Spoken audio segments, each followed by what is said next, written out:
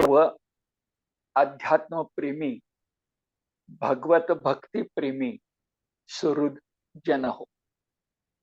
आत्ताच मंचाच्या कार्यवाह कोल्हटकर मॅडम यांनी उल्लेख केल्याप्रमाणे माझ्याकडं जे दायित्व देण्यात आले ते लोकमान्य टिळकांच्या गीता रहस्य या महाग्रंथाचा 2 भागामध्ये परिचय करून द्यायचा. पहिलं परिचय विश्व आणि दुसरं विचार विश्व. त्यातल्या परिचय विश्वाकडं आपण जाऊया. पण त्याच्यापूर्वी 2 गोष्टींचा उल्लेख करावासा मला वाटतो. एक गोष्ट अशी की बऱ्याच दिवसानंतर, खरं तर काही महिन्यानंतर आपणासारख्या श्रोतृवृंदाशी श्रोतृ संवाद करण्याचं भाग्य मला मिळतंय, ही खरोखरच माझ्या दृष्टीनं मोठ्या आनंदाची गोष्ट आहे. सकल संत विचार मंच चांगल्या प्रकारे प्रगतीपथावर आहे. त्याचे सबस्क्रायबरही चांगल्या संख्येनं आहेत. अभ्यासकांची व्याख्यानं ऑनलाईन होत आहेत. दुसऱ्या किंवा तिसऱ्या दिवशी त्याचा व्हिडिओ सादर होतोय. नंतर त्याच अभ्यासकांच्याकडनं लिहून घेतलेले जे लेख आहेत, सामान्यपणे 10 पृष्ठांचे प्रत्येकी, त्याची PDF पुस्तकही पहिल्या वर्षाची 12 खंड प्रसिद्ध झालेत. गेल्या वर्षाचे खंड अजून प्रसिद्ध झालेले नाहीत, पण हळूहळू तेही होतील. अशा सगळ्या गोष्टी आपल्या अपेक्षेप्रमाणे आणि तुमच्या सगळ्यांच्या हार्दिक सहकार्यामुळे चाललेल्या आहेत. याच्यातच आपण भर घातली आहे ते म्हणजे विचार मंचाच्या बाजूनं, विचार मंचाच्या वतीनं आपण काही पुस्तकांचं प्रकाशन करतो आहोत.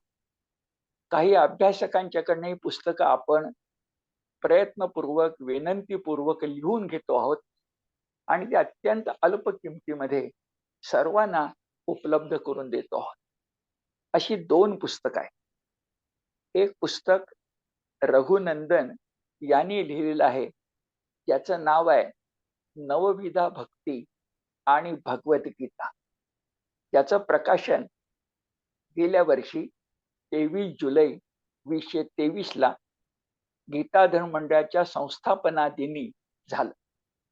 तर दुसऱ्या पुस्तकाचं प्रकाशन अलीकडच जे 17 जानेवारीला गीताधर्म मंडळाच्या प्रांगणात झालं आणि ते पुस्तक आपल्या कार्यवाह कोल्हटकर मॅडम यांनी लिहिलेलं आहे.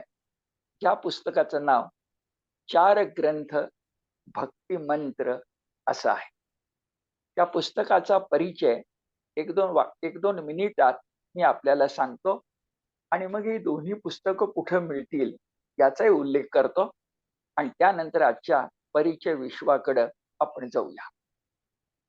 कोल्हटकर मॅडम यांनी लिहिलेलं पुस्तक हे संत साहित्याच्या दृष्टिकोनातून एक अभिनव पुस्तक म्हणावं अशा प्रकारचं आहे. सामान्यपणे 100 पृष्ठांचे पुस्तक आहे, पण शिंपल्यामध्ये समुद्र असं त्याचं स्वरूप आहे.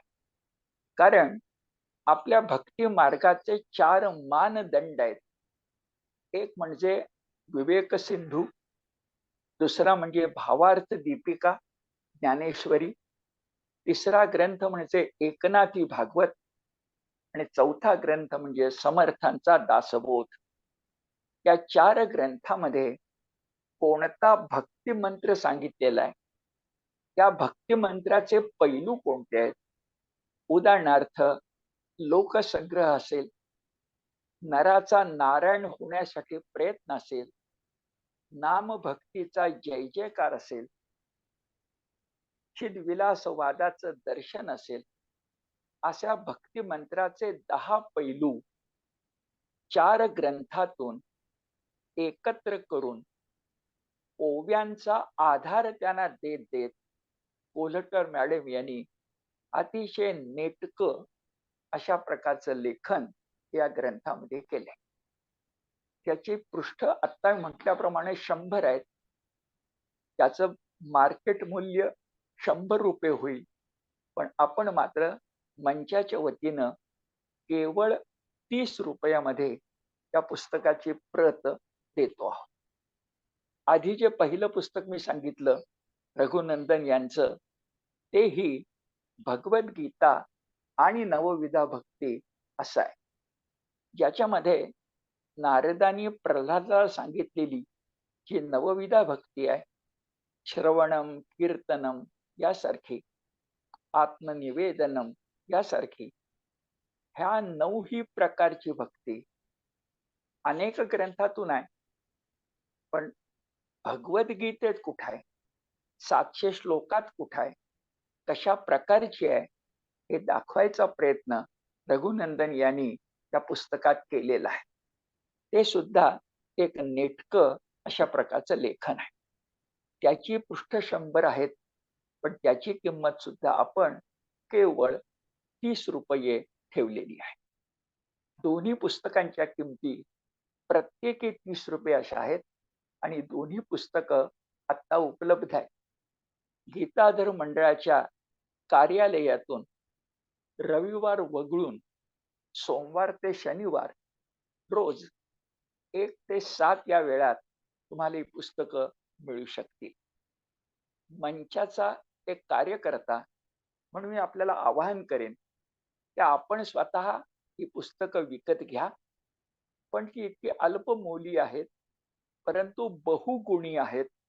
त्या पुस्तकांचा प्रचार आपण करण्याची गरज आहे.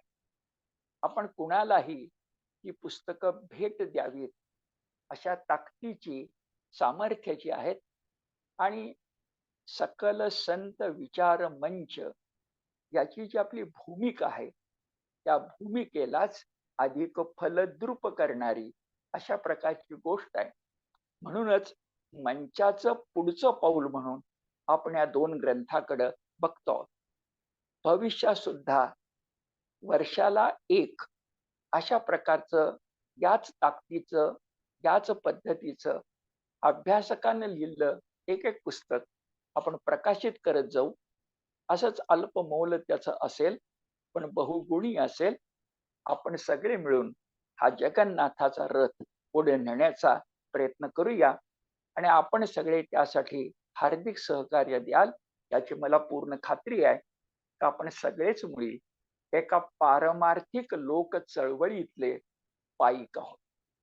पारमार्थिक लोक चळवळीतले पायिक आहोत. एवढा उल्लेख केल्यानंतर आजच्या माझ्या विषयाकडे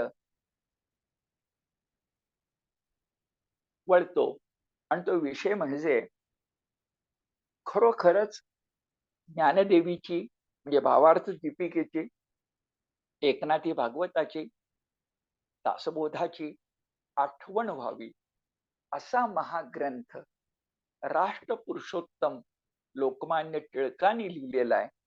त्याचं नाव गीता रहस्य आहे. भगवद्गीतेचं कर्मयोग पर रहस्य 1000 वर्षानंतर अत्यंत अभ्यासपूर्वक आणि राष्ट्रोद्धारक भूमिकेतून लोकमान्यांनी लिहिलं. तो गीता रहस्य ग्रंथ खरोखरच मराठीतला, आधुनिक काळातल्या मराठीतला तर महाग्रंथ आहे. त्याचा परिचय आपल्याला करून घ्यायचा आहे. पण ग्रंथाचा परिचय करून घेताना, वाङ्मयाचा परिचय करून घेताना व्यक्तीकडं तर वळावं लागतंच. कारण जशी व्यक्ती असते तसं तिचं वाङ्मय असतं. त्यांच्यामध्ये अविनाभाव असतो. जे व्यक्तीचं व्यक्तिमत्व असतं तेच तिच्या वाङ्मय कृतीतून अनेक पैलूंनी प्रकट होतं. त्यात कोणत्याही प्रकारची शंका नाही. तिथं शिवशक्ती अद्वैत आहे. साध्या भाषेत एकाच नाण्याच्या 2 बाजू आहेत. मग असं असेल तर गीता रहस्यकार लोकमान्य टिळकांचं व्यक्तिमत्व कसं होतं, कार्य कसं होतं, चरित्र कसं आहे, पण हे पाहण्यापूर्वी लोकमान्यांच्याकडे बघायचा तुमचा माझा दृष्टिकोन खरंच गेल्या शतकात काय म्हणजे वर्तमान काळ लोकमान्यांच्या दृष्टीनं आणि आजच्या शतकात काय, लोकमान्याय नमः अशी स्थिती आहे. त्यांचं पाळण्यातलं नाव केशव होतं. बाळ हे प्रचारातलं नाव. पण लोकमान्य एवढे राष्ट्रपुरुषोत्तम आहेत की श्री केशवाय नमः असं आपण त्यांच्याबद्दल म्हणू शकतो. आणि हे जे मी बोलतोय, ही जी सार्वजनिक अशा प्रकारची आदरांजली आहे, ती आपण भिन्न भिन्न प्रसंगाने व्यक्त केली आहे असं दिसेल. मुळामध्ये लोकमान्य बाळ गंगाधर टिळक म्हणजे सर्व राष्ट्रभक्त भारतीयांचं आराध्य दैवत आहे. लोकमान्य एकीकडे व्यक्तिमत्वानं गीता पुरुषोत्तम होते, तर दुसरीकडं कार्यकर्तृत्वानं राष्ट्र पुरुषोत्तम. आणि म्हणून तर आपण त्यांच्याबद्दल शताब्दीची मानवंदना एकदा नव्हे 4 वेळा अर्पण. ते विशेष गोष्ट आहे. 4 वेळा शताब्दी. आणि कशी काय बरं? तर शताब्दी आपण साजरी केली ती म्हणजे लोकमान्यांची जन्मशताब्दी 1956 मध्ये. लोकमान्यांची जन्मशताब्दी 1956 मध्ये. त्यांची 150वी जयंती 2006 मध्ये. लोकमान्यांचा गीता रहस्य हा ग्रंथ राज त्याची जन्मशताब्दी तशी आपण ज्ञानेश्वरीची केली. ग्रंथराज गीता रहस्याची जन्मशताब्दी 2015 मध्ये आपण साजरी केली. आणि इसवी सन 2019-2020 मध्ये लोकमान्यांची पुण्य शताब्दी किंवा स्मृती शताब्दी आपण साजरी केली. एकाच व्यक्तिमत्वाला 4 वेळा शताब्दी साजरी करून आपण आदरांजली अर्पण करतो. म्हणजे लोकमान्यांच्या प्रती तुमच्या माझ्या मनामध्ये केवढा कृतज्ञतेचा भाव दाटलाय ही गोष्ट याच्यातून दृगोचर होत. लोकमान्य खरंच विलक्षण सामर्थ्याचा भगवंताचा अवतार. हे तो देणे ईश्वराचे अशी स्थिती. आणि मग अशा महामानवाचं व्यक्तिमत्व हे शतपैलूंचं असतं. लोकमान्यांचं व्यक्तिमत्व सुद्धा अशा शतपैलूंचं होत. आपण काहीचा उल्लेख करूया. लोकमान्य म्हटलं म्हणजे राष्ट्रीय शिक्षणाचा आग्रह धरणारा महामानव. राष्ट्रीय शिक्षणाचा आग्रह धरणारा महामानव.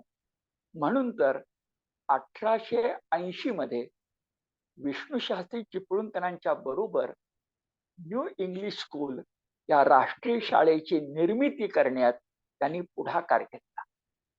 त्याचबरोबर श्री गणेशोत्सव आणि श्री शिवोत्सव हे आपले 2 राष्ट्रीय सण सार्वजनिक स्वरूपात करायचं ठरवून लोकमान्यांनी सांस्कृतिक एकतेमधून राष्ट्रीय एकात्मता साधण्याचा लोकविलक्षण प्रयोग केला. लोकमान्य म्हणजे निर्भय आणि झुंजार असा पत्रकार त्या वृत्तपत्रकार.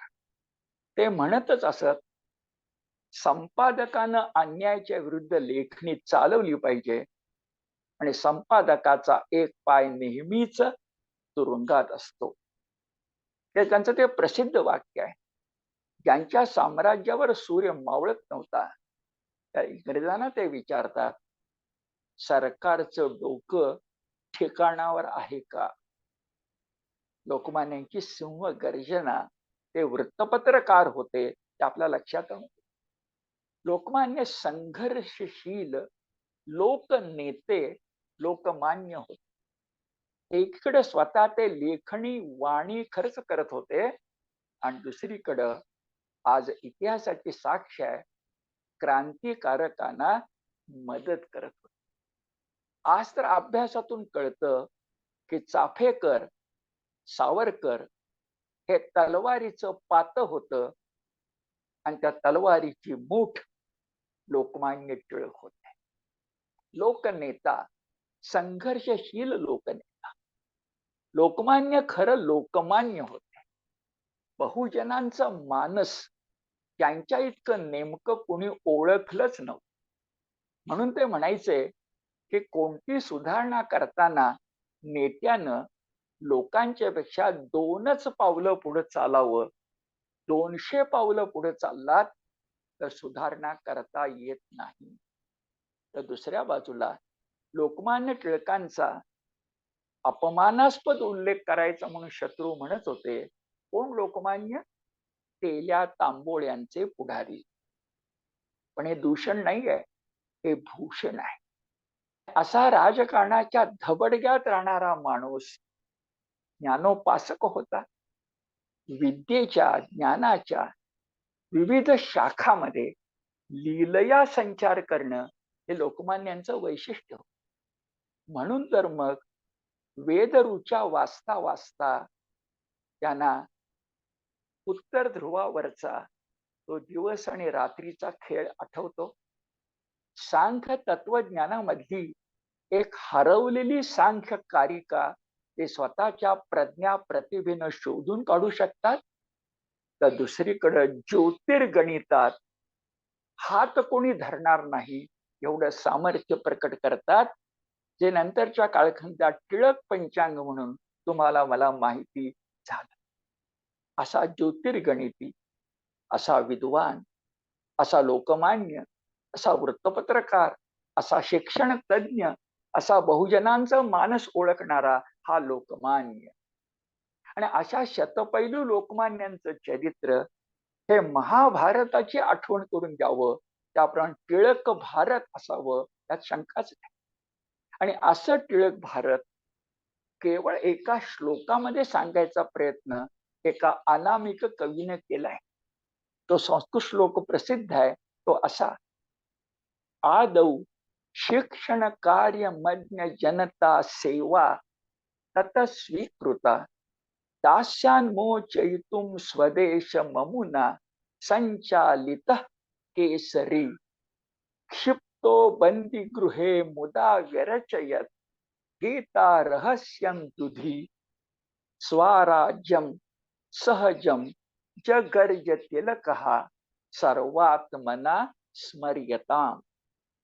अर्थ असा: ज्यानं अज्ञ जनतेसाठी प्रारंभी शिक्षण कार्य स्वीकारलं, सर्व प्रकारचं दास्य आपल्या भारतीयांचं नष्ट करण्यासाठी ज्यानं केसरी वृत्तपत्र सुरू केलं आणि सिंहगर्जना केली, जेव्हा त्यांना बंदिशालेमध्ये टाकलं गेलं तेव्हा दुःख न करता अत्यंत आनंदानं ज्या माणसानं गीता रहस्य लिहिलं आणि स्वराज्य स्वराज्य हा माझा जन्मसिद्ध हक्क आहे अशी गर्जना ज्यानं केली, त्यांना पुन्हा पुन्हा स्मरलं पाहिजे. सर्वात्मना स्मर्यताम, असं हे टिळक भारत आहे. आपल्याला अशा लोकमान्यांच्या लेखणीतून प्रकट झालेल्या किंवा एका अर्थानं त्यांची वाङ्मयी मूर्ती असणाऱ्या गीता रहस्याचा परिचय करून घ्यायचा. वाङ्मयी मूर्ती खरंच त्या महापुरुषांची वाङ्मयी मूर्ती असते. आज मला भगवान श्रीकृष्णाचं दर्शन घ्यायचं असेल तर मी भगवद्गीता वाचली पाहिजे. कारण खुद्द ज्ञानेश्वरच म्हणालेत की भगवद्गीता कोण आहे बरं?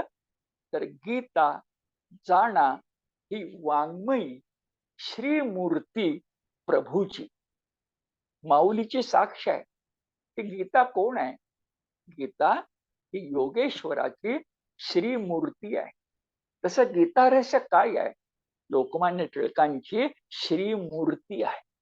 पण गीता रहस्याचा आपण 2 व्याख्यानातून परिचय करून घेताना आपण लोकमान्यांचाच परिचय करून घेणार आहोत, त्यात कोणत्याही प्रकारची शंका नाही. जेव्हा आपण अशा प्रकारे परिचयाचे पैलू उलगडत जातो तेव्हा पहिला पैलू समोर येतो की तुम्ही गीता रहस्याबद्दल बोलताय.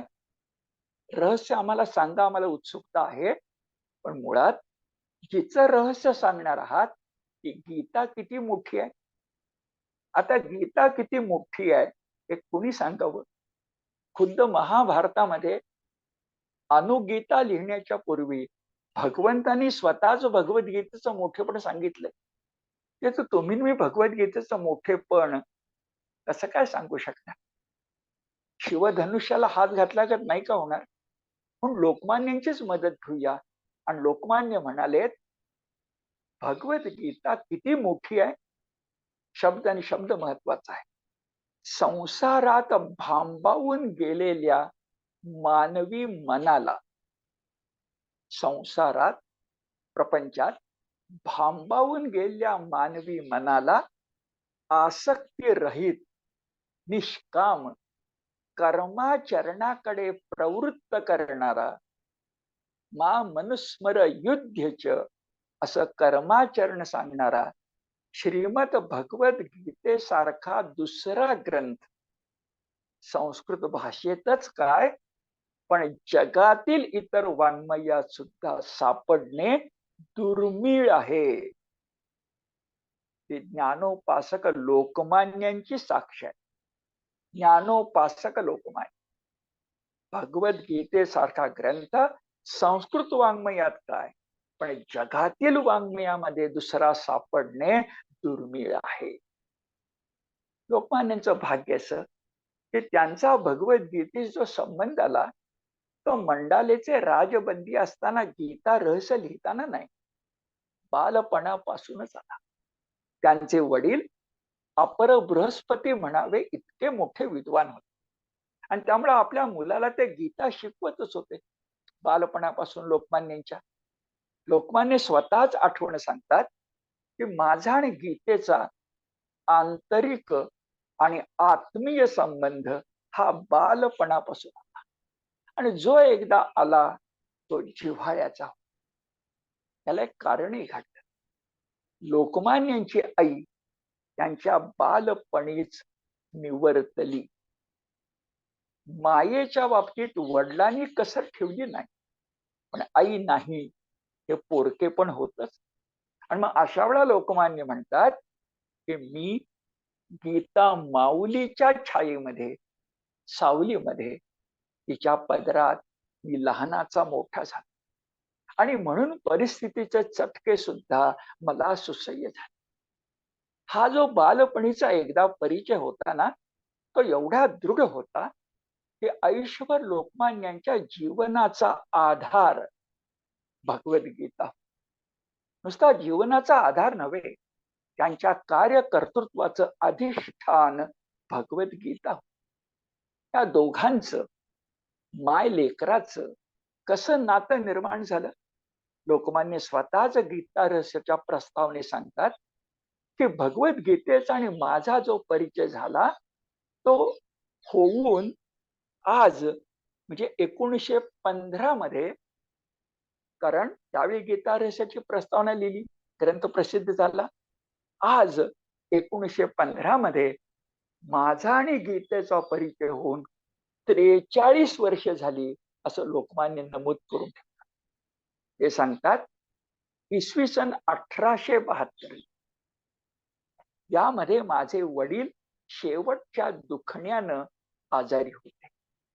तेव्हा त्यांना त्या रुग्णशय्येवर असताना भगवद्गीता त्यांना ऐकायची होती म्हणून खुद्द संस्कृत नाही पण भाषा विवृत्ती नावाची प्राकृत मध्ये मराठी भाषेतली गीता टीका वाचून दाखवण्याचं काम माझ्याकडे वयाच्या त्या 15-16व्या वर्षी आलं.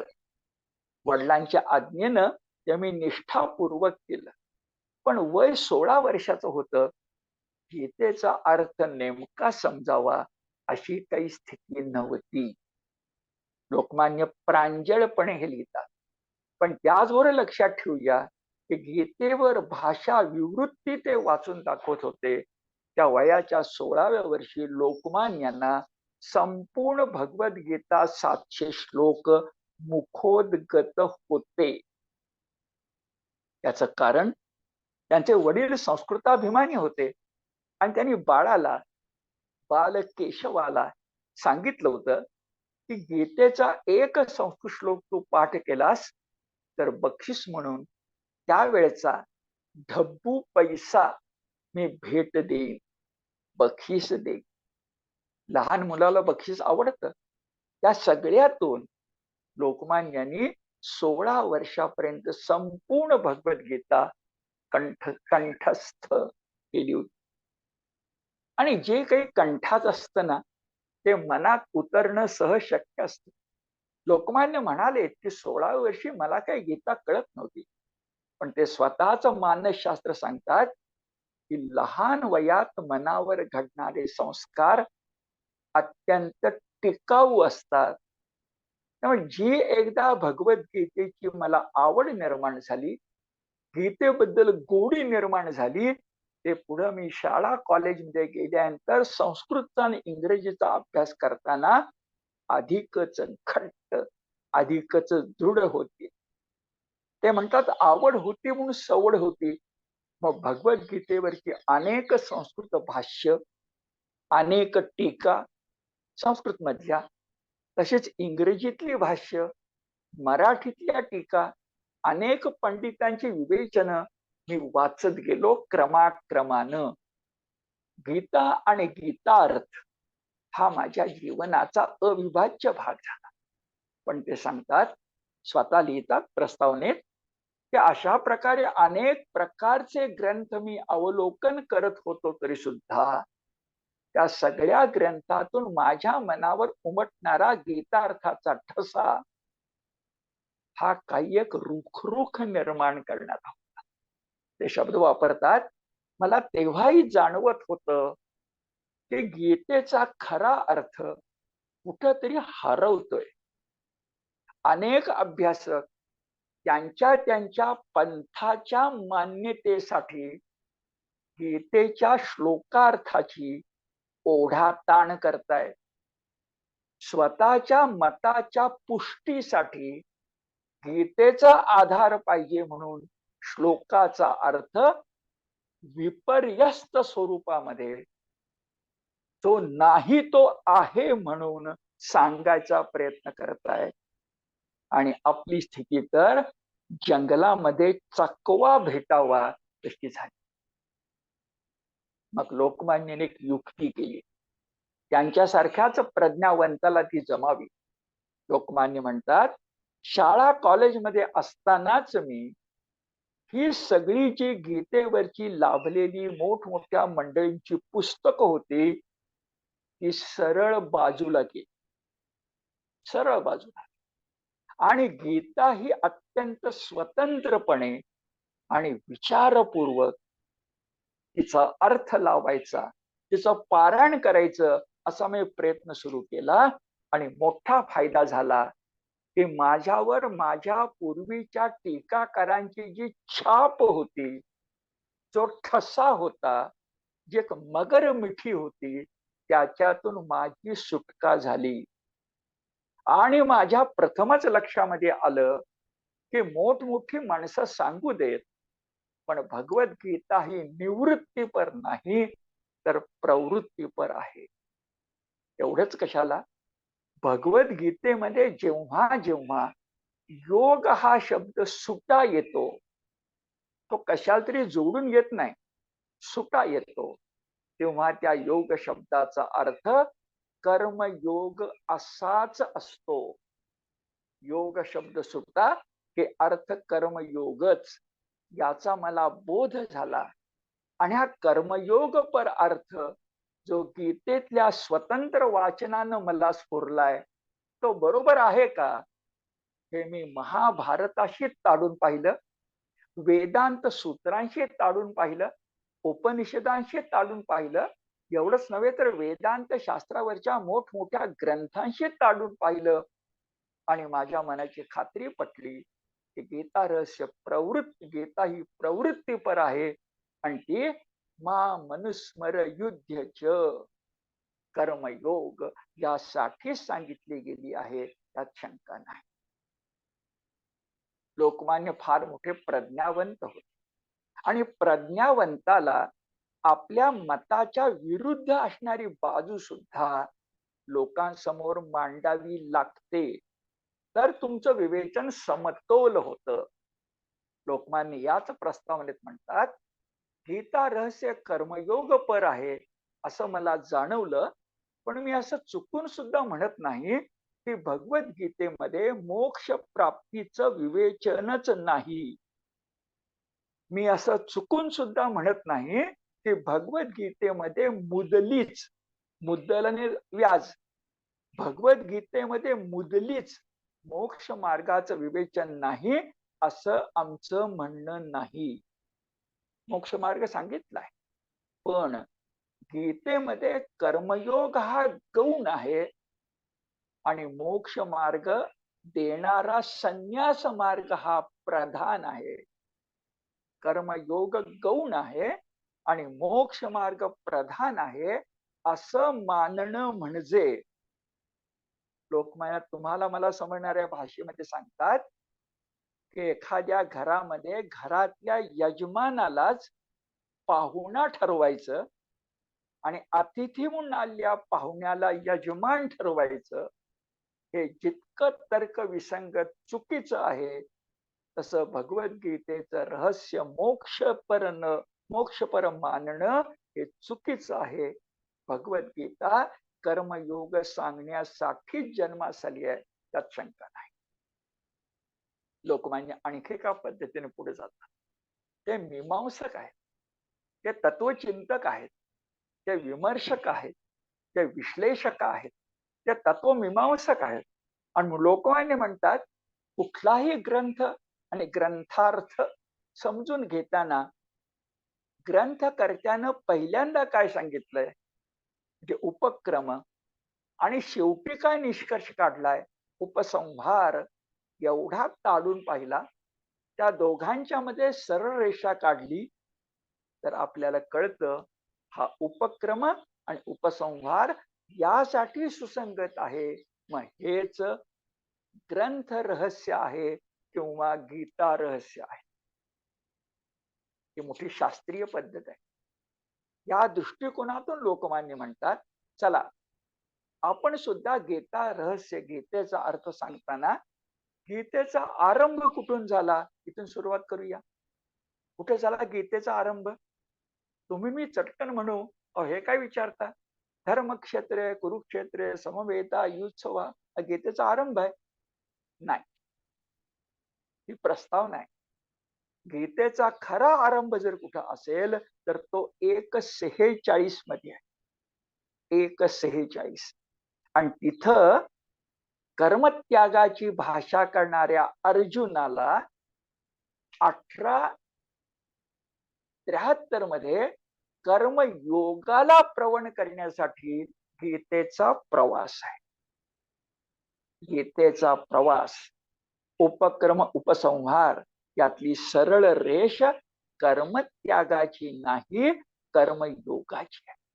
सुरुवात मात्र प्रारंभ बिंदू कोणत्या श्लोकाचा आहे? प्रारंभ बिंदू 1:46 आहे. आणि तो व्यास मुनींनी भगवंताने इतका सुंदर रंगवलाय, एक विटंबना विलंबन वाटत. अरे ज्याच्या धनुष्याचा टणत्कार त्रैलोक्याला भयचकित करू शकत होता, ज्याच्या हातातलं विजय धनुष्य इंद्रालाही पुरंदरालाही भयचकित करू शकत होत, तो आमचा लाडका अर्जुन 1:73 मध्ये म्हणतोय स्पष्टपणे, 1:46 मध्ये म्हणतोय स्पष्टपणे, हे भगवंता, अरे मला कौरवांनी निशस्त्र मारलं, प्रतिकार न करता मारलं तर क्षेमतरम भवेत, माझं महान कल्याण. काय विडंबन आहे बघा. शब्द असे आहेत, यदि माम प्रतिकार मशस्त्रम शस्त्रपाणयः धार्तराष्ट्रा रणे हान्यस तन्मे क्षेमतरम भवेत. मी कोण असावं? अप्रतिकार. मी कोण असावं? निशस्त्र अशस्त्र. ते कसे असावेत? शस्त्रधारी, आणि त्यांनी मला ठार मारावं रणांगणात. बस मी मेलो, क्षेमतरम भवेत, अवघ्या मानव जातीचं महान कल्याण झालं, त्यानं माझा बळी गेला. वा, हा आहे गीतेचा आरंभ. काय झालं होतं अर्जुनाला?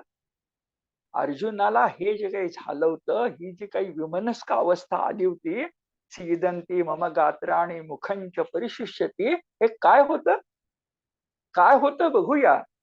पण मुळात विडंबना यासाठी आहे की अर्जुनाच्या म्हणण्याचा अर्थ काय, तर तो ज्यांना बंधुजन मानतोय हे नाहीत, पण तो ज्यांना बंधुजन मानतोय त्या कौरवांच्या बंधू प्रेमाच्या आसक्तीपोटी वीरश्रेष्ठ अर्जुन दुष्ट कौरवांनी आजपर्यंत केलेले सगळे अन्याय विसरला. एका क्षणात विसरला. एखाद्या माणसाला अंधेरी यावी आणि जग फिरावं असं झालं. काय काय विसरला? बालपणी भीमाला चारलेले विषमिश्रित लाडू विसरला. आई सकट बळी जाणार होता हे लाक्षागृह विसरला. खोटेपणानं दूत खेळून नशिबी आणलेला वनवास अज्ञातवास विसरला. द्रौपदीची विटंबना विसरला. केवळ 5 गावांची नेमस्त मागणी नाकारली गेली हेही विसरला. सार सार विसर. का विसरला बरं? तर स्वजनांची आसक्ती, वेडा मोह, तथाकथित प्रज्ञावाद हा आहे गीतेचा आरंभ बिंदू. कर्मत्यागी अर्जुन. आणि गीतेचा निष्कर्ष बिंदू, चरम बिंदू, अंतिम बिंदू कोणता आहे बरं? कर्मयोगी अर्जुन. कारण तो स्पष्टपणे म्हणतोय समाप्ती बिंदूला 1873 मध्ये. आधी काय घडलं? भगवान श्रीकृष्ण उत्तम शिक्षक आहेत. त्या विद्यार्थ्याला विचारतायत, इतका वेळ तुला सांगितलं ते नीट ऐकलंस का बाबा? काही समजलं का? काही डोक्यात प्रकाश पडला का? आणि अर्जुन उत्तर देतोय भगवंताला उद्देशून, हे देवा, नष्टो मोहा स्मृतिर्लब्ध्वा त्वं प्रसादान मयाच्युत स्थितोस्मी गतसंदेहा करिष्ये वचनं तव. करिष्ये वचनं तव. हे भगवंता, आता तू जे सांगशील ते करीन. तू म्हणालास ना मला अनुस्मर कर, अनुस्मरण कर आणि युद्ध कर, करतो. पण आधी काय घडलं? नष्टो मोहा. कर्मत्यागी अर्जुनानं दिलेली आणि गीतेनं द्यायला लावलेली ही कबुली आहे. स्थितोस्मी, जणू मी स्थितप्रज्ञ होईन, मला कळली वस्तुस्थिती. नष्टो मोहा, स्मृती प्राप्त झाली तुझ्या प्रसादानं हे केशवा. मला स्थिती कळली, संदेह संपला, शंका विरली, धुक संपलं, लख प्रकाश पडला. करिष्ये वचनं तव. आता तू बोल, मी करतो. तू सांग, मी करतो. हे गीता रहस्य. कर्मत्यागी अर्जुनाला कर्मयोगी अर्जुन बनवणं ही गोष्ट महत्त्वाची. आणि लोकमान्य स्पष्टपणे म्हणतात, आरंभ बिंदू आणि समाप्ती बिंदू त्यांना जोडणारी एक सरळ रेषा काढूया की हातात गीता रहस्य येतं, कर्मयोग. मात्र लोकमान्य कर्माचरण म्हणत नाहीत, कर्मयोग म्हणतात. हा योग आहे, नुसता कर्मयोग नाही आहे. त्याच्या मागे 2 विशेषण आहेत, 3 विशेषण आहेत. कोणती? ज्ञानमूलक, भक्ती प्रधान, निष्काम कर्मयोग. हे आपल्याला बघायचे, त्याशिवाय परिचय पुरा होणार नाही. पण आता हा मुद्दा लक्षात आला आपला, कर्मयोग. कर्मत्याग नव्हे. लोकमान्य सांगतात की हा जो ग्रंथ आहे त्यात काय घडलंय गीतेमध्ये, तर अर्जुन ज्या मोहात सापडला होता, तो त्याचा मोह दूर करण्यासाठी गीता अवतरली. पण अवतरत असताना तिनं आत्मज्ञानाची, म्हणजे ज्ञान योगाची कास सोडली नाही. तर आत्मज्ञानाच्याच आधारे, आता लोकमान्य शब्द फार महत्वाचे आहेत, आत्मज्ञानाच्याच आधारे कर्म आणि अकर्म यांचा संबंध कोणता आणि मोक्ष प्राप्तीचा युक्तिपूर्ण उपाय कोणता याचं विवेचन भगवंतांनी केलंय. म्हणजे ते आत्मज्ञान मूलक आहे, ते भक्ती प्रधान आहे, ते आसक्ती विरहित आहे, असं कर्मयोग आहे हे म्हण. आणि मग लोकमान्यांना बरं वाटलं की विविध धर्म संप्रदायांनी स्वतःच्या मताच्या पुष्टीसाठी जो काही श्लोकार्थाचा विपर्यास केला होता ते सगळं पटलं, बाजूला झालं. लोकमान्यांच्या कालखंडात त्यांच्या आधी 800,000 वर्ष सगळ्यात मोठा विपर्यास काय झाला होता? विपर्यास एका प्रकारचा नव्हता, अनेक प्रकारचा होता. पण संस्कृत भाषेमध्ये प्रधान मल्ल असं म्हणतात. एकदा प्रधान मल्लाला पराभूत केलं की बाकीच्या मल्लांच्या बरोबर लढावं लागत नाही. असा प्रधान मल्ल कोण होता?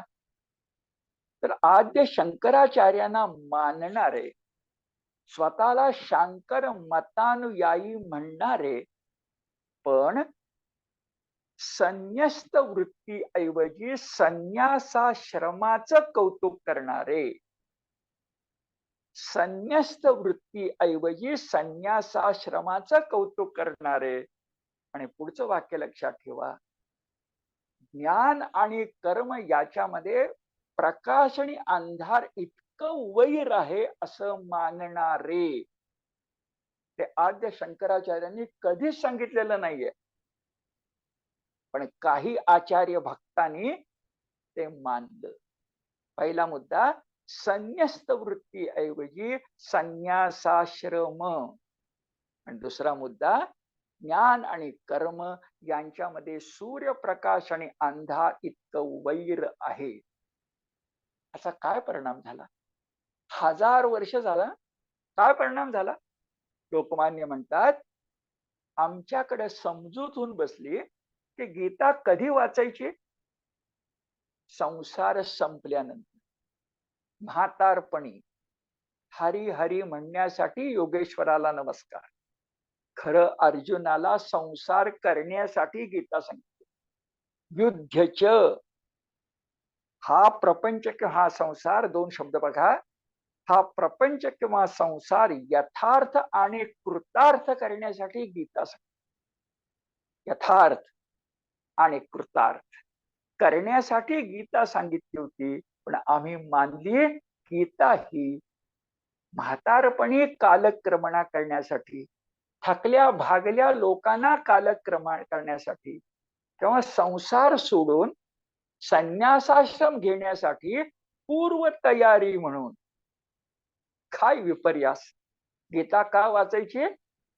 संसार सोडून संन्यासाश्रम घेण्यासाठी पूर्व तयारी म्हणून.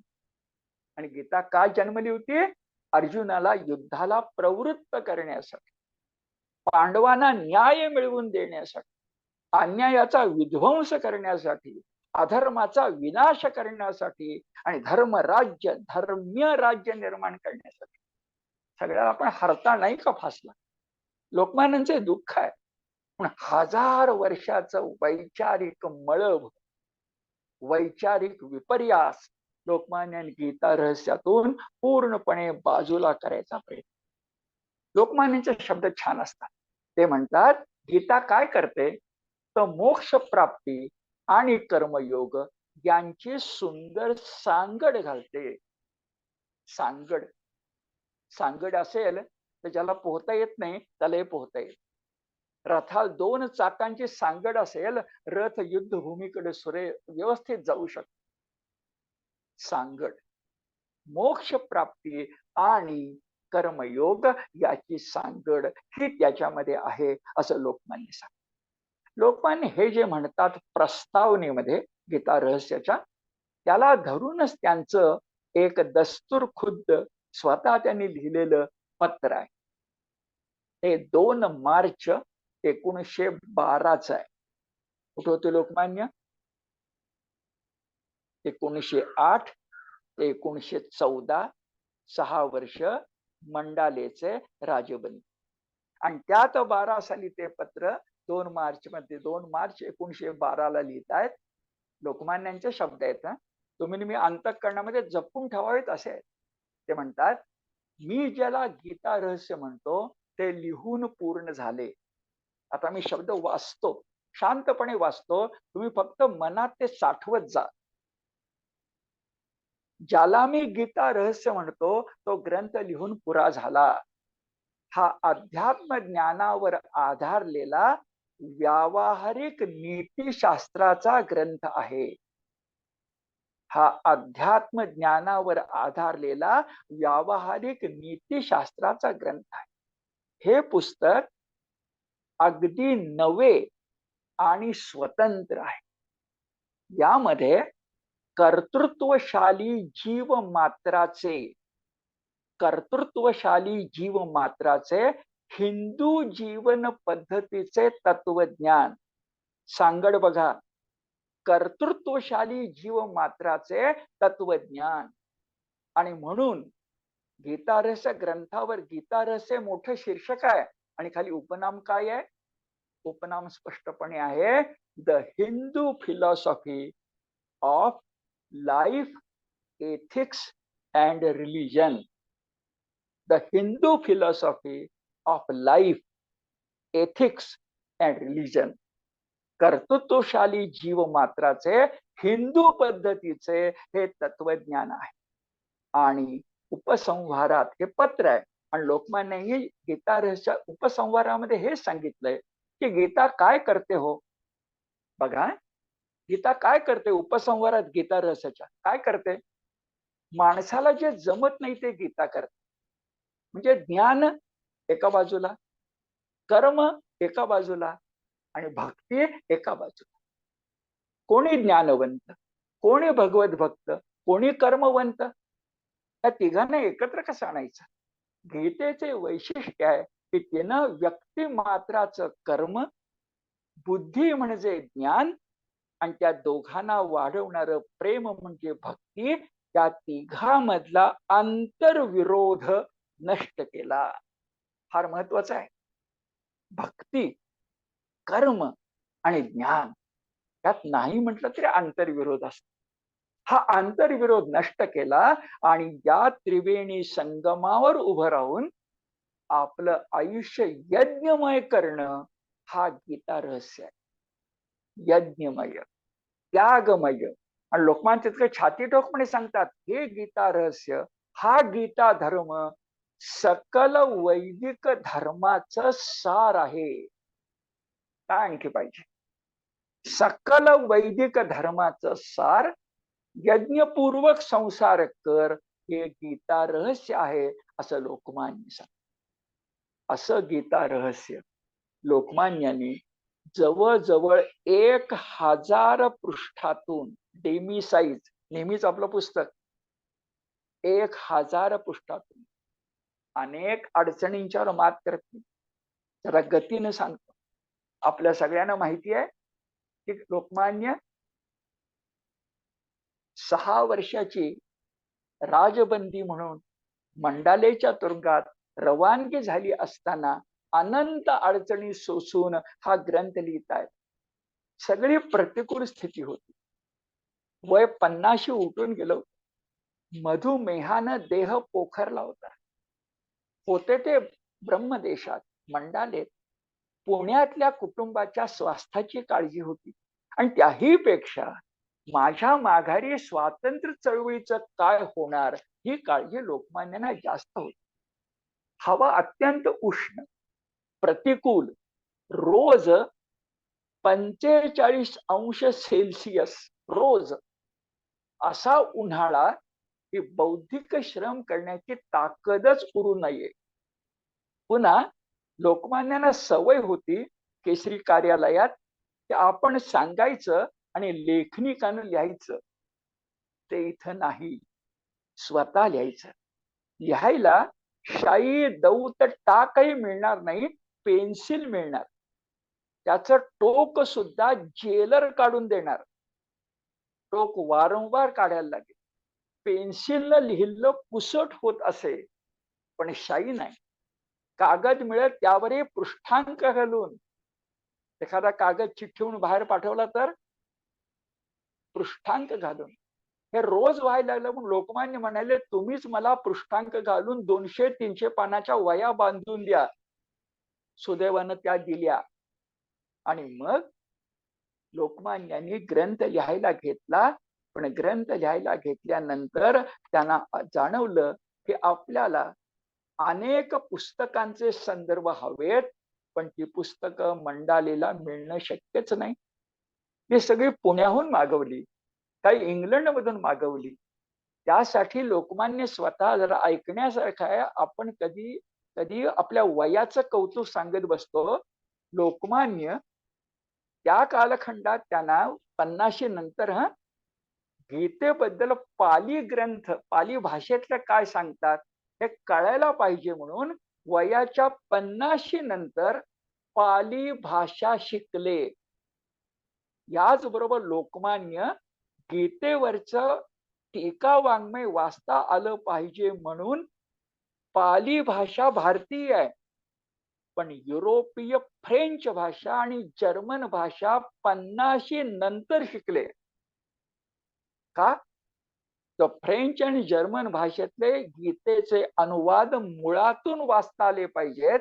त्याचा इंग्रजी अनुवाद वाचला तर गफलती असू शकतील. 3 भाषा 50 नंतर 45°C मध्ये शिकणारा माणूस राजबंदी नाही, विलक्षण ज्ञानोपासक आहे, यात काही शंका नाही. छोट्या गोष्टी सांगितल्या मी, पेन्सिलनं लिहिणं वगैरे. आणि असं करून लोकमान्यांनी 1000 पृष्ठांचा ग्रंथ किती महिन्यात लिहिला हे पटकन तुम्हाला कळावं म्हणून सांगतो. रोज 10 पृष्ठ लिहिली पाहिजेत, कारण त्यांनी केवळ 105 दिवसामध्ये 1000 पृष्ठ लिहिली. त्या डोक्यामध्ये असेल बघा. रोज पेन्सिलनं 10 पृष्ठ ग्रंथाची नवी लिहिली पाहिजे. ह्याची मी बोलतो ते तुम्हाला आकड्यात सांगतो. एकूण ग्रंथ आहे 952 पृष्ठांचा, डेमी साईज. तो पेन्सिलनं 4 वह्यांच्या मध्ये लिहिलाय. लिहायचा कालखंड कागदोपत्री सांगायचा तर नोव्हेंबर 1910 ते मार्च 1911, महिने 5. पण त्यात प्रत्यक्ष लेखन नोव्हेंबर ते जानेवारी, प्रत्यक्ष लेखन हे 3.5 महिने झालेलं आहे. कारण जेव्हा उन्हाळा कमी असे तुलनेनं तेव्हाच लेखन करायचं. जसं नोव्हेंबर ते जानेवारी मध्ये एक डिसेंबर महिना येतो, त्यावेळी लेखन जास्त करायचं. मगाच्या भाषेत रोज 10 पृष्ठ लिहायची नाहीत, 15, 16, 17 पृष्ठ लिहायची रोज. नवी एखाद्या गोष्टीची कॉपी नाही आपल्याला काढता येत, नवी. 105 दिवसामध्ये 3.5 महिन्यामध्ये या माणसानं हातानं 952 पृष्ठ. त्याच्यामध्ये प्रारंभी 600 पृष्ठांची त्यांची संजीवनी टीका आहे, ते खरं गीता रहस्य. कारण त्याच्यानंतर 700 श्लोकांचा कर्मयोग पर अर्थ आहे. 300 पृष्ठ आहे कर्मयोग पर अर्थ. नुसता अर्थ नाही आहे, खाली टीपा आहेत, सविस्तर अर्थ आहे. गीतेच्या प्रत्येक श्लोकाचा कर्मयोग पर लोकमान्य लिहिलेला अर्थ गीता रहस्य ग्रंथाचा उत्तरार्ध आहे. त्याच्या पुढे परिशिष्ट आहे. आणि पूर्वार्धामध्ये जवळजवळ 600च्या घरात धरता येईल. आकडा सांगायचं तर 631 पृष्ठ, ज्याला संजीवनी भाष्य म्हणतात, त्याची 15 प्रकरण आहेत. आणि त्या 15 प्रकरणात मिळून 6 विषय आहेत. मी मोठ्यांदा वाचतो, सावकाश वाचतो, आपण खास लक्षात घ्या. गीता रहस्यामध्ये 15 प्रकरणामध्ये हे 6 विषय आहेत. कोणते बरं? कर्म जिज्ञासा. कर्म म्हणजे काय? कर्म विपाक. आपल्याला पुनर्जन्म का मिळतं? कर्म जिज्ञासा, कर्म विपाक. 2 कर्म झाली. आता कर्मयोग शास्त्र. कर्माचरण नाही, कर्मयोग. आणि नुसता योग नाही, योगाचं शास्त्र. 3 विषय झाले. 4था विषय आध्यात्मिकता, जो आपला प्राण आहे. नंतरचा विषय लोकसंग्रह, त्यानंतरचा भक्ती मार्ग, आणि 7वा विषय आहे जे लोकमान्यांचं खरं सामर्थ्य आहे, गीताध्याय संगती. मी आपल्याला पटकन समजेल म्हणून सांगतो. गीतेमध्ये स्थितप्रज्ञाची लक्षणं कुणाची सांगितली आहेत? प्रत्येक अभ्यासक स्थितप्रज्ञ वेगळ्या मानतो. लोकमान्य ही स्थितप्रज्ञाची लक्षणं निष्काम कर्मयोग्याची मानतात. हा एक गीता रहस्य आहे. स्वच्छ, शुद्ध, जे 18 श्लोकामध्ये स्थितप्रज्ञाचं वर्णन आले ना, स्थितप्रज्ञ सका भाषा समाधिस्थ केशव, स्थितधी किम प्रभाषेते किमासीत व्रजेत किम. तो कोण आहे? कोणी म्हणेल ज्ञानी भक्त आहे, कोणी म्हणेल जीवन मुक्त आहे, कोणी म्हणेल गुणातीत आहे. नाही, तो स्थितप्रज्ञ निष्काम कर्मयोगी आहे. जर गीता रहस्याचा नीट अभ्यास केला तर हे आणि हेच प्रमेय मिळतं, आणि लोकमान्यांनी अभ्यासपूर्वक ठामपणे शंकेला जागा न ठेवता ही गोष्ट तुम्हाला मला सांगितलेली आहे. लोकमान्यांना आपला गीता रहस्य ग्रंथ फक्त मराठी भाषेत लिहिलेला ग्रंथालयाच्या कपाटात राहायला नको होता. त्याने 2 गोष्टी केल्या. त्यांचे नातू, मुलीचा मुलगा गवी केतकर आपल्याला सांगतात, त्याची साक्ष आहे त्यांच्या पुस्तकात आहे गीता बीज नावाच्या. लोकमान्यांचं गीता रहस्य 1915 प्रसिद्ध झाल्यानंतर त्या एवढ्या मोठ्या ग्रंथाच्या 1000 पृष्ठांच्या 3 आवृत्त्या भराभर खपल्या. 1000 पृष्ठाच्या ग्रंथाच्या आवृत्त्या 1 वर्षाच्या 3 खपल्या. पण लोकमान्यांना यानं समाधान नव्हतं. मराठीमध्ये लिहिलेला, तोही का लिहिला आपण थोड्या वेळाने बघूया. मराठीमध्ये लिहिलेला ग्रंथ भारताच्या सर्व देशी भाषात गेला पाहिजे. म्हणजे हिंदीत गेला पाहिजे, बंगालीत गेला पाहिजे, गुजरातीत गेला पाहिजे, आणि गेला. त्यांच्या हयातीतच 20 सालापर्यंतच 15 ते 20 5 वर्षात भारताच्या भिन्न भिन्न देशी भाषात गीता रहस्य गेला पाहिजे म्हणून ते प्रयत्न करत होते. आणि लोकमान्य आहेत बघा. काही वेळा त्यांनी अन्य बोली, अन्य प्रांतिक भाषेमध्ये ग्रंथ जाण्यासाठी जो खर्च लागतो त्याची आर्थिक तरतूदही करून ठेवली होती. पण पैशाचं सोंग आणता येत नाही ना. कशासाठी? प्रसिद्धी पाहिजे म्हणून? नाही. आणखीन एक गोष्ट आहे, लोकमान्य म्हणायचे की पुढचा गीतेचा अर्थ राहू दे, पण ही जी 600 पृष्ठ आली आहेत ना, ती सुद्धा अत्यंत पातळ कागदावर बारीक टाईप मध्ये इतके छोटी छापली जायला पाहिजेत, आणि प्रत्येक शब्द बघा सद्धर्म प्रचारकाच्या खिशात ती असली पाहिजे. गीता रहस्य खिशात असलं पाहिजे, असं छापलं गेलं पाहिजे. आणि दादासाहेब खापर्डेंनी यासाठी प्रयत्नही केला, पण अजूनही तो सफळ झालेला नाही. तुम्ही मी हे डोक्यात ठेवूया लोकमान्यांचं स्वप्न की गीता रहस्याची अशी पातळ कागदावरची प्रत कुणाच्या? प्रत्येक सद्धर्म प्रचारकाच्या. मी काय म्हणतोय तुमच्या लक्षात येईल. प्रत्येक सद्धर्म प्रचारकाच्या खिशात असली पाहिजे. हातात. मग तुमच्या माझ्या मनात विचार येईल की लोकमान्यांनी ग्रंथ मराठीत का लिहिला? इंग्रजीत लिहिला असता तर जगात गेला असता. इंग्रजीत लिहिला असता ज्यांना मराठी समजत नाही असे भारतातल्या अन्य प्रांतातल्या लोकांना मिळालं असतं. सोपं होतं ना. का फक्त हिंदी इंग्रजीत लिहायचा, मराठीत लिहायचाच नाही? का असं केलं? इंग्रजीत का लिहिला नाही? कारण एक लक्षात घ्या, त्यावेळी इंग्रजी राजभाषा होती. आणि हा प्रश्न खुद्द लोकमान्यांना 1919 मध्ये पुण्यातल्या एका कॉलेजमधल्या पदवी वर्गातल्या विद्यार्थ्यांनी विचारलेला आहे. लोकमान्य जे उत्तर दिले ते नीट आपण लक्षात घेऊया, कारण आज 100 वर्षांनी तुम्हाला माझी उपयुक्त आहे. काय बरं? त्या विद्यार्थ्यांनी प्रश्न लोकमान्य नाही विचारला की तुम्ही हा ग्रंथ मराठी भाषेत का लिहिला, इंग्रजी भाषेत का लिहिला नाही? लोकमान्य म्हणाले, अहो मी गीता रहस्य ग्रंथ मराठीत लिहिला कारण गीतेतला कर्मयोग मला मराठी म्हणजे भारतीय लोकांना सांगायचा आहे. त्यांनाच गीतेतल्या कर्मयोगाचा विसर पडलाय. इंग्रजीत ग्रंथ घ्यायला मला गीतेतला कर्मयोग युरोपियन लोकांना शिकवायचा नव्हता, त्यांना कर्मयोगाचा विसर पडलेला नाही. मी आपल्याला सांगू, कर्मयोगाची विस्मृती म्हणजे आत्मविस्मृती. आत्म शब्दाचे दोन्ही अर्थ लक्षात घ्या, सेल्फ आणि सोल. आणि यातच तुमच्या माझ्या देशाचं आजही दुःख आहे. जरा बाजूला जाऊन सांग, आज गीता रस उपयुक्त काय आहे? तर देवाची पूजा करायची म्हटलं तर आपण चांगलंच वागतो, सुवासिक फुलंच आणतो, चांगलेच पदार्थ तयार करतो. देवाचा जप करताना खोटेपणा शॉर्टकट करत नाही. हे देवासाठी जे आपण करतो ते देशासाठी करण्यासाठी निष्काम कर्मयोग आहे.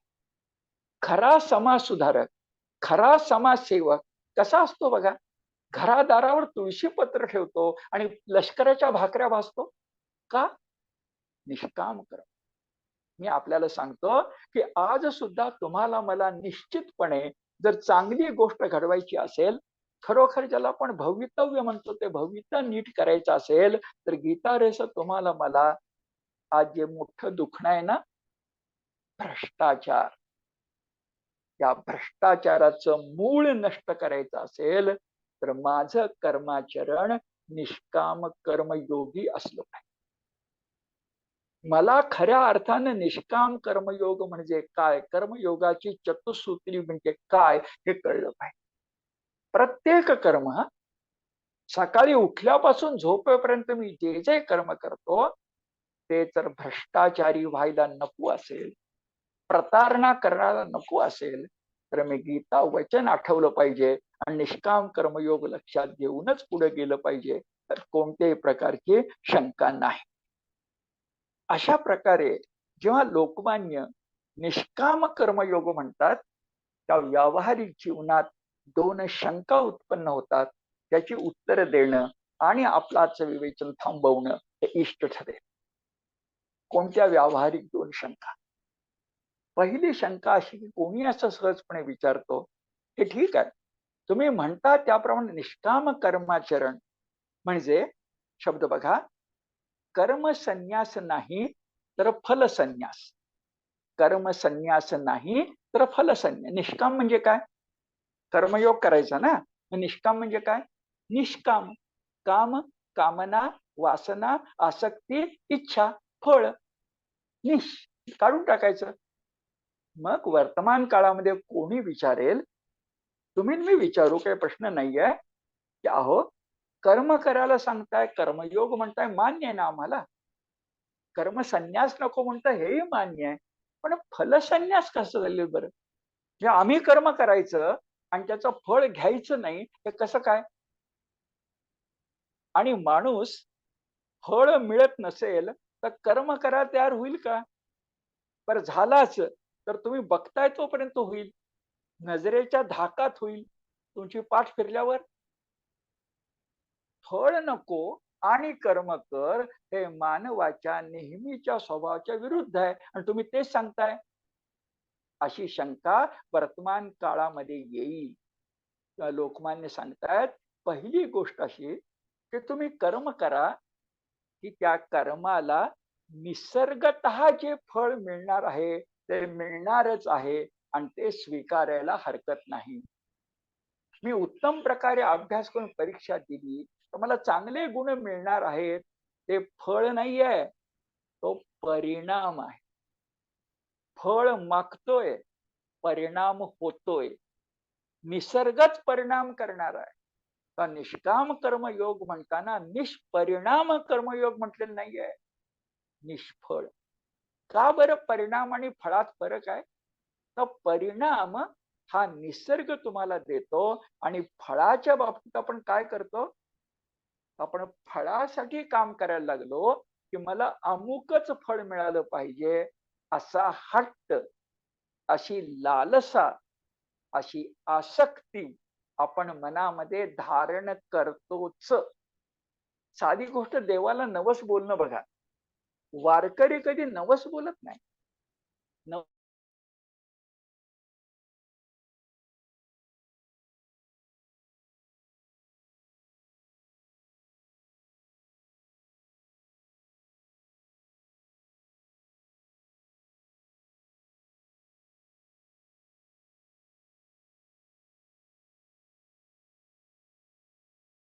कारण गीतेनं सांगितली, त्यातले 4 कारण तुझ्या हातामध्ये आहेत आणि 5वं कारण निसर्गाच्याच हातामध्ये आहे. याला अपवाद नाही.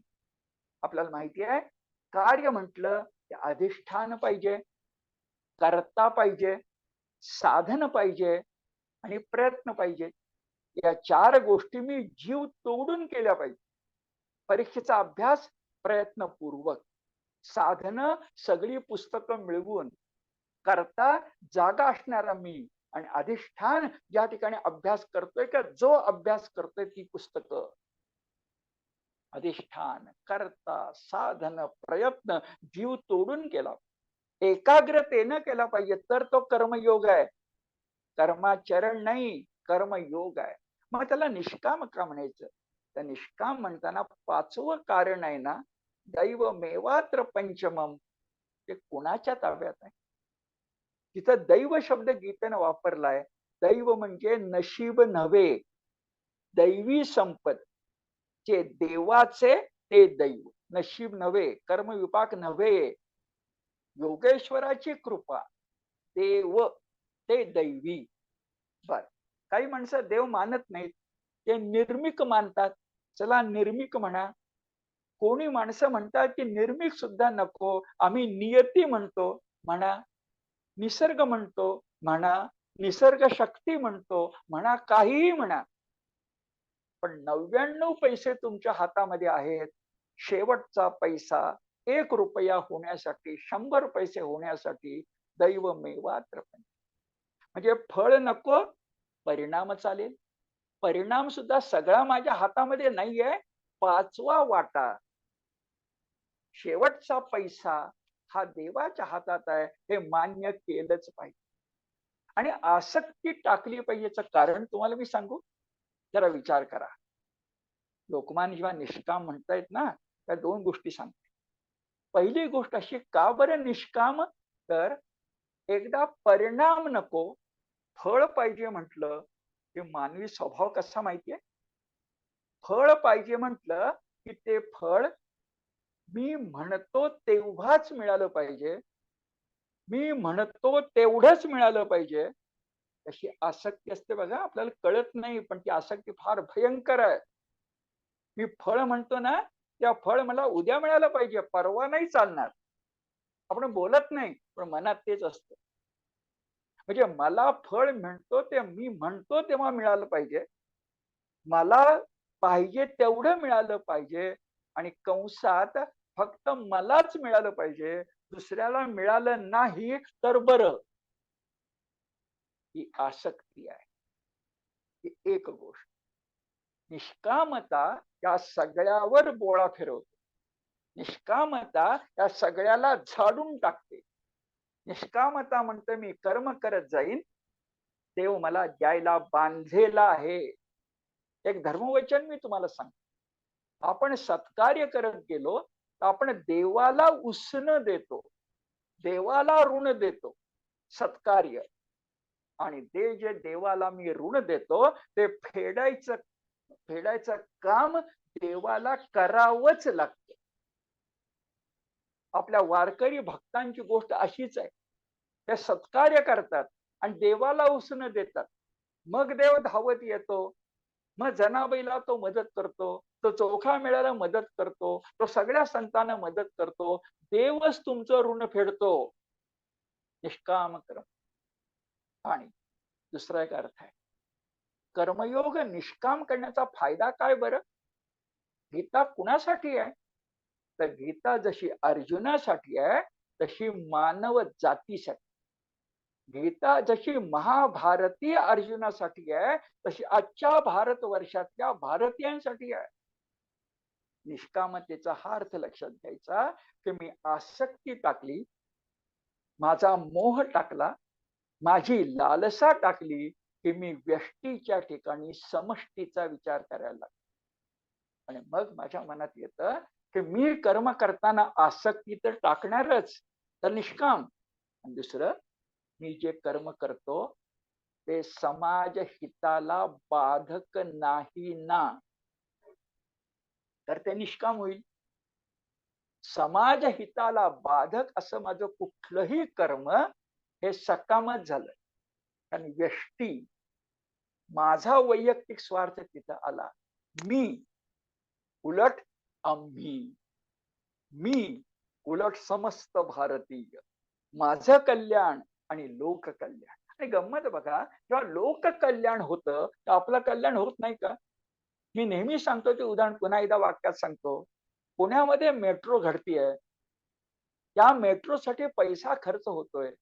या क्षणी माझ्या खिशातला पैसा जात नाहीये, इन्कम टॅक्स मधून जातही असेल, पण मी मेट्रो बांधू शकतो का एकटा? मेट्रो बांधली गेल्यानंतर उद्या जेव्हा पुण्यामध्ये काही वाहतुकीची सुरळीत व्यवस्था होणार आहे, हे लोककल्याण आहे. त्याच्या पोटात माझं कल्याण नाही, हाच विचार करा.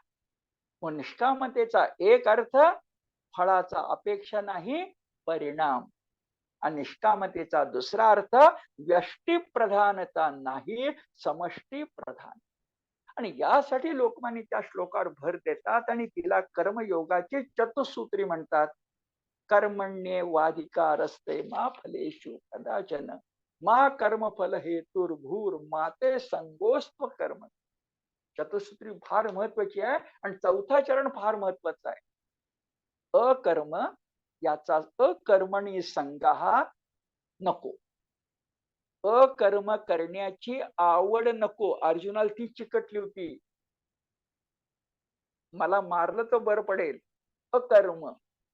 म्हणून सांगितलं की ते संगोस्त्व कर्मणी मा, ते असंगहा कर्मणी मा.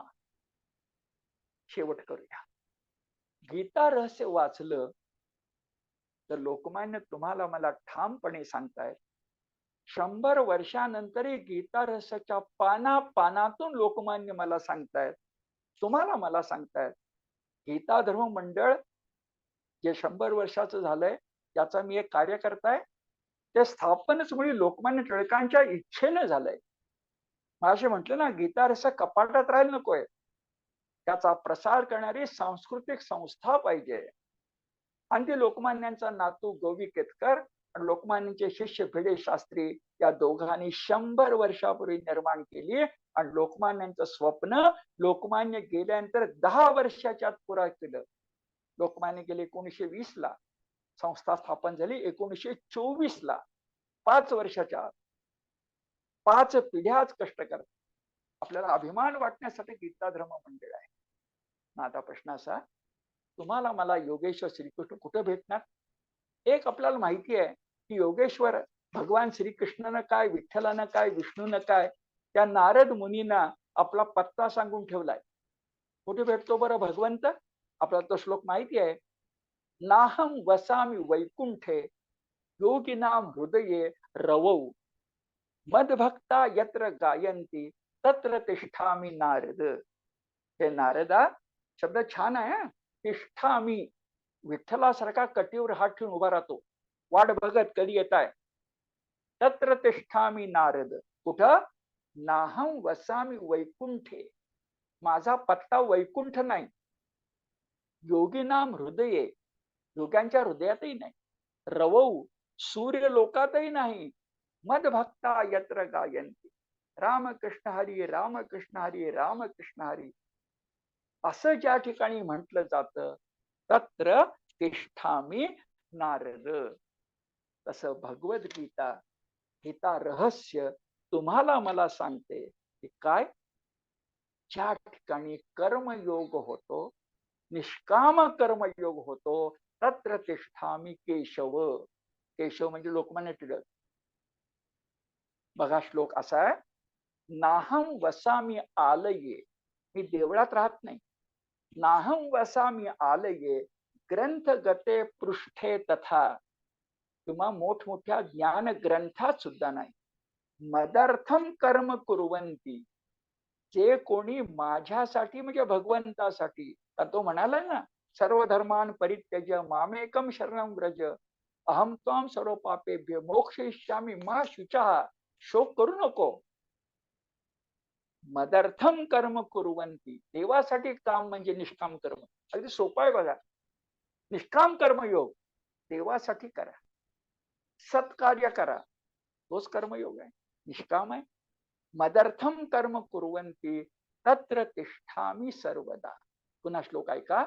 नाहम वसामी आलये ग्रंथगते पृष्ठे तथा मदर्थम कर्म कुर्वन्ति. मद म्हणजे भगवान, भगवंतासाठी कर्म करतात. तत्र तिष्ठामि सर्वदा.